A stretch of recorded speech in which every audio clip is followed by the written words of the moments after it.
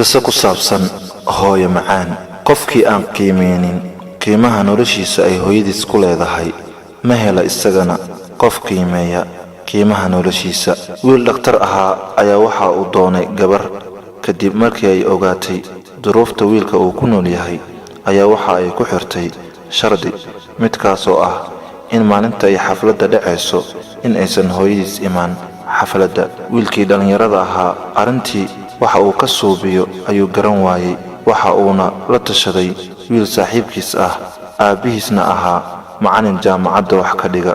inta badan isaga ayuu la tashan jiray wixii talo ahna waa uu ka qaadan jiray. markii uu arintii ugu waramay oo uu dhageystay ayuu waxa uu wiilkii weydiiyey maxay tahay sababta ay shuruudda ay kugu xirtay. waxa uu si xishood leh ugu jawaabay oo uu yiri aabihii waxa uu dhintay aniga oo sanad jira.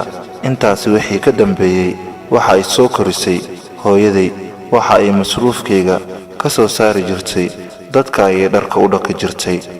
waxa ka soo gala ayay igu masruufi jirtay isla mar ahaantaasna waxbarashadeedana ay ka bixin jirtay. waxaasoo dhan waxa ay ahaayeen wax la soo dhaafay mana rabo dib in ay nolosheeda ku noqoto.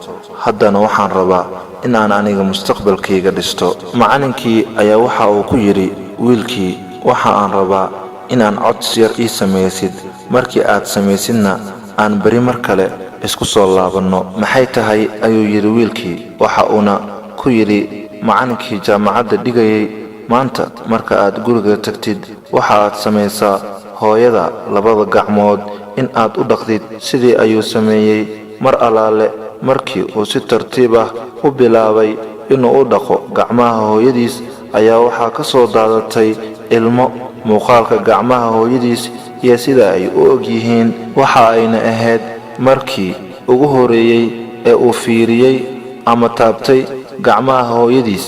waxa dhaawac iyo nabar ka soo gaaray dhaqidda darteed. si kastaba ha ahaatee markii uu sidaasi u dhameeyay hawshii maba uusan sugin maalintii labaad waxa uu taleefanka ka wacay macalinkiisii. waxa uuna ku yiri aad baad u mahadsan tahay waan gaaray go'aankayga hooyadayna marna kuma doorsanayo maalin sababtoo ah cimrigooda oo dhan bay waxa ay ka dooratay mustaqbalkayga. qofkii aanan qiimeyn qiimaha noloshiisa ee hooyadiis ku leedahay ma helo isagana qof qiimeeya qiimaha noloshiisa. waxaa idinla socodsiinayay baashi cumar.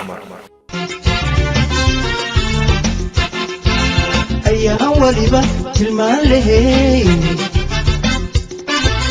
marlaanigon ku ilaaweyn urka ku qaadistaadi oogada hooyo xambaarstaadi urka ku qaadistaadi oogada hooyo xambaarstaadi abaarintiyo indhahaagi macaana